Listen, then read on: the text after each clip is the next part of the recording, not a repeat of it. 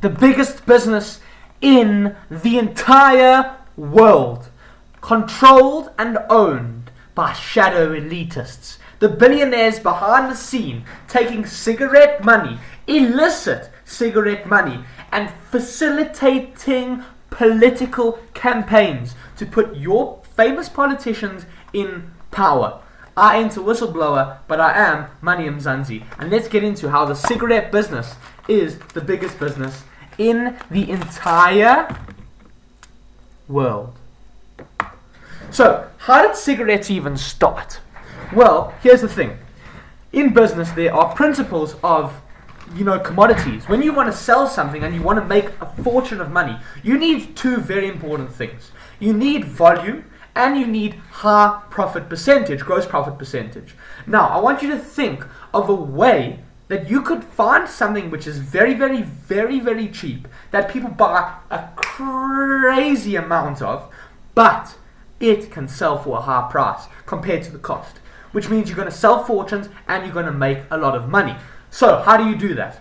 The first thing which comes to my mind is sell crack cocaine, sell methamphetamines, sell marijuana, sell all these drugs, sell all of that kind of stuff. Why? Because people are going to continuously come back and back and back. They want to get the next hit and get the next hit. It's like, have you ever seen at a Ferris wheel or at one of those amusement parks, you have a massive sledgehammer and a hole, and you've got to take the sledgehammer and smash it on the hole. And then the dinghy goes ding, and then if you go hard, then it doesn't go up here, it goes ding, and if you hit it massive time, it goes like this, ding, and then it goes ding, boom, all the way at the top. And that's literally what a crack cocaine addict is like. You take the first hit, ding, goes up there.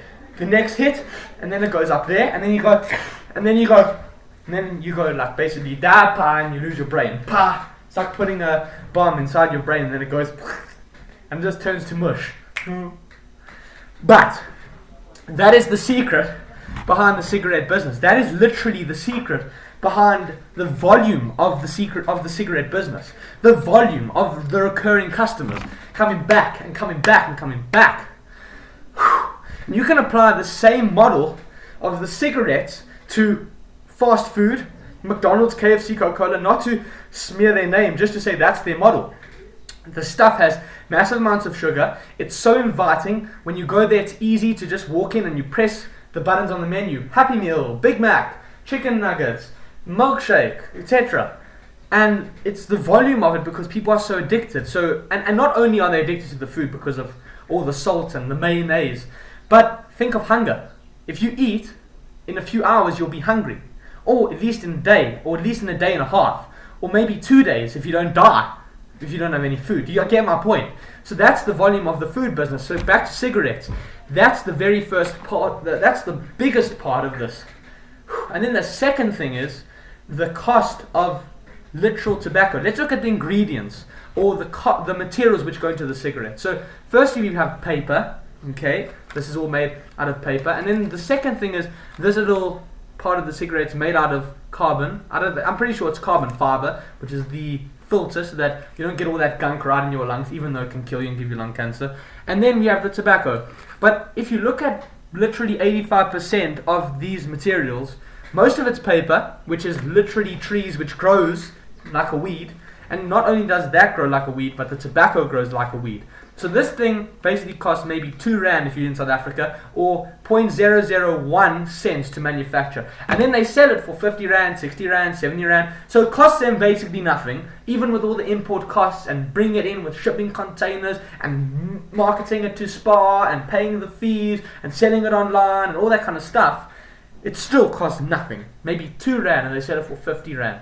The profit percentage on that is literally 99.9999%. So they've got the volume, right, and then they have the customer base because they're so addicted. That's the first part. And then the second part is it costs them dirt cheap, so they can sell it for a fortune, and people are willing to pay for it.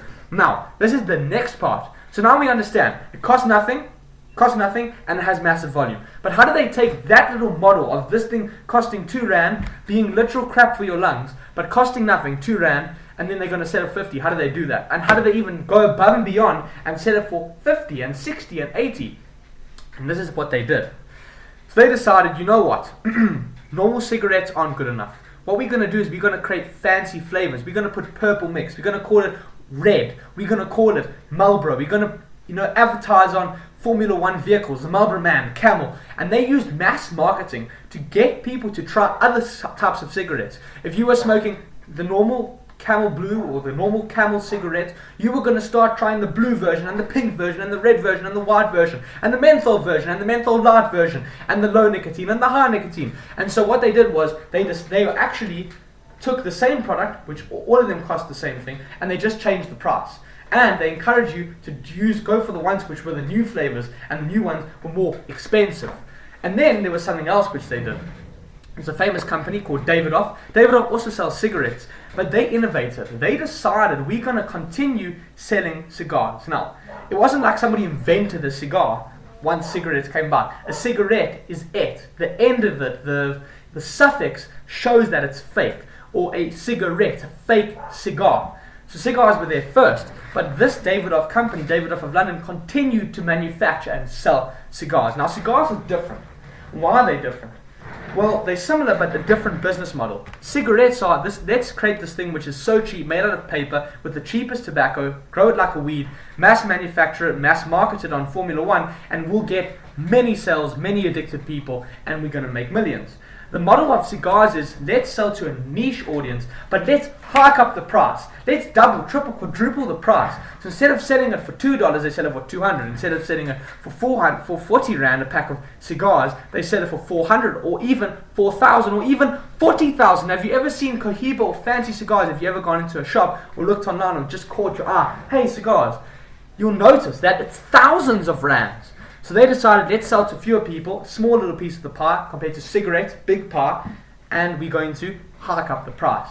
So that is the sad reality of cigarettes. And the even sadder reality of the cigarettes are the people who are behind it, because cigarettes make so much money. The poorest of the poor smoke cigarettes. All of the money, all of their money, all of the wages that they earn through hard labor, through bricklaying, through cutting down trees, through grinding down stumps, through painting, through plumbing, through electrical work. The people who are doing most of the labor, the back-breaking labor, upon which the society is built, the builders of our roads and our buildings and our shopping centers, which we go, not all of us, but those who are lucky enough go to movies, and that the people who work and help us and serve us, though not really serve us, but that help us or are there to serve, people in hotels, concierges, these kind of things, they are spending all their money on cigarettes. It's their only pleasure that they get.